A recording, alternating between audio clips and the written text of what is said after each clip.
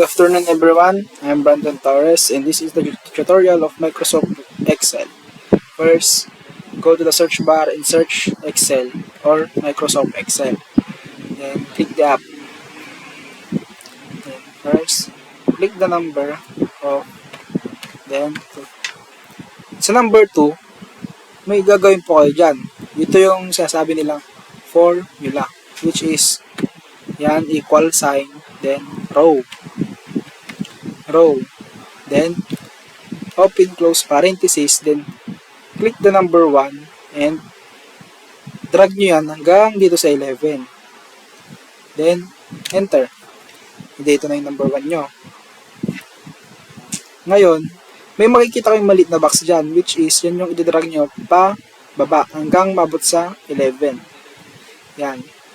Ngayon, nalagay natin dito is yung product name. Product name. Enter. Then, nakikita nyo is hindi siya pantay.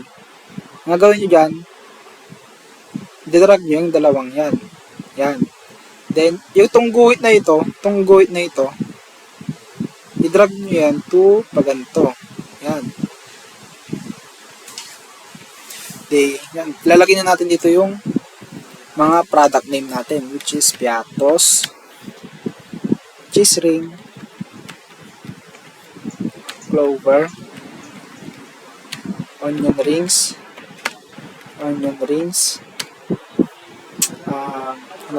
cracklings,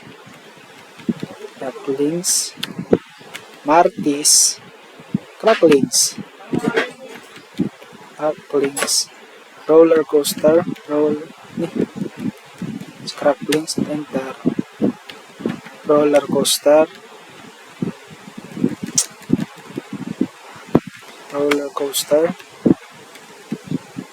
cheese ring, potato fries, maglalagay na pala yung cheese ring, potato fries, patata, and Nova. Yan. Ngayon guys, ang gagawin naman natin dito ngayon, yung is quantity niya. Like example, nakabenta kayo ng Piatos ng 2. Sa cheese ring naman is 2 rin. Sa clover, 2. Sa onion rings, 3. Sa cracklings, 3. Sa martis, 1. Ay 2. Sa roller is 1. Potato fries is 2. Patata is 1. Then sa Nova naman is 2. And now, yung price and sales total,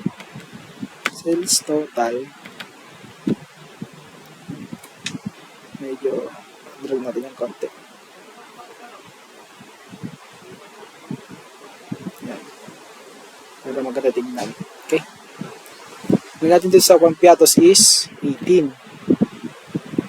Down, then 10. Onion rings 10.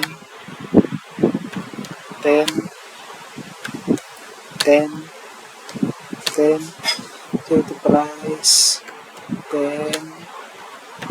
10, then 18. Now, kukuha natin yung mali.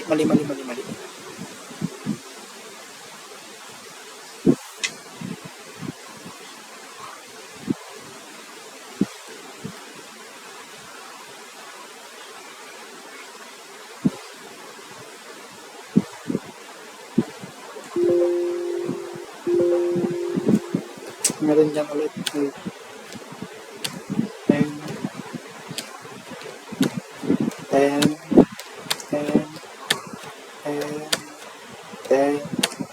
18. Yan.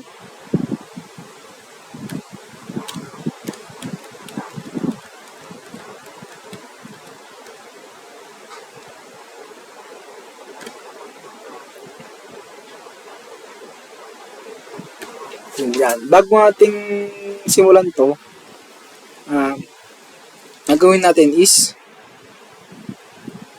i-sort natin to A to Z. Then, filter. Then, click. Then, A to Z. Tama ba? Lang. Yan, A to Z.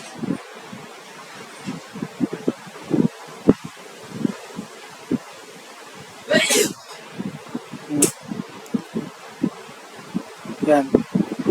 A to Z.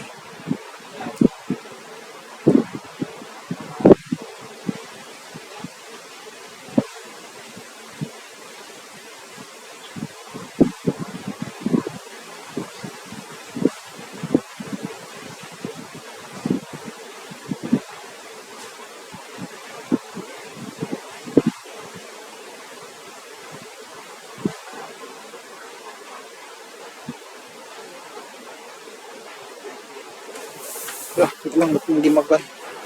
Hindi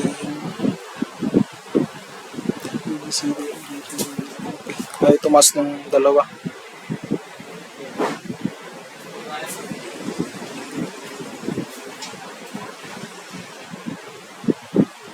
Yan. Now, okay na sila. Sales total, pupunin pa dyan is equal. Okay. Sum, open close parenthesis, then click tong 1, then plus, then 10, then open close parenthesis, then enter. Magiging 11 na po siya. So next naman, sa Clover, yan, may plus din natin po yan. Sum ulit, sum, then equal, then sum, open close parenthesis, then click, mali. Ba't ka napindot yung help? And then 2, then plus ulit,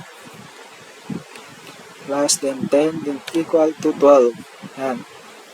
Now, dito sa ilagay natin sa multiply natin itong ano. Yan, then open close parenthesis, then ang gagawin nyo naman din is yung ito, yan. Then, i-click nyo itong number 10, then yan. Enter. Magiging 20 na po yan. Tapos, gawin po natin ulit na multiply.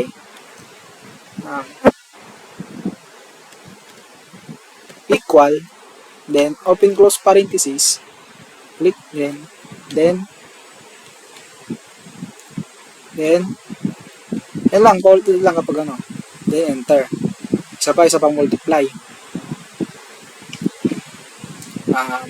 Equal, open close parenthesis, 2, then multiply to 18, then equal, then enter.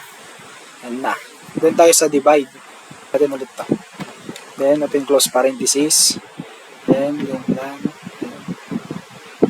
open close parenthesis, then enter. Tama. Then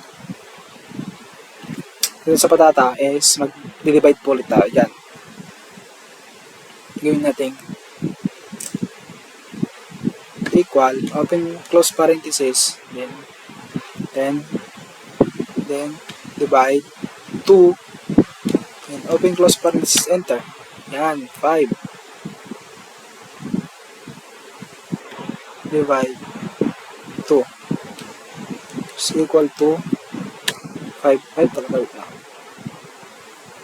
Ito naman is minus ulit to, minus. Yan. Then, open close parenthesis. Then minus 2 is equal to ang 3. Minus ulit to, minus. Equals, open close parenthesis, then click 10, then minus, then click 3, then open close parenthesis, enter. Ayan na po ang total sales natin.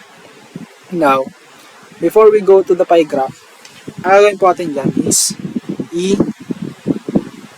copy po natin ito lahat. Yan, nakopy natin yung lahat. Everything. I-copy po natin yung lahat. Yan. Then, insert. Pie graph. Then, yan. Kabuo na po tayo ng pie graph. Ngayon, nilalagay po natin dito sa pangalan is yung pangalan ko po. Random Torres. Torres. Then, yan. Then, ng ano po. So, guys, dito na lang po natatapos. And, save ko na. Then, save. Then, lagay natin sa ating documents sa new folder. Yan, sa new folder. Then, save. Guys, thank you and bye.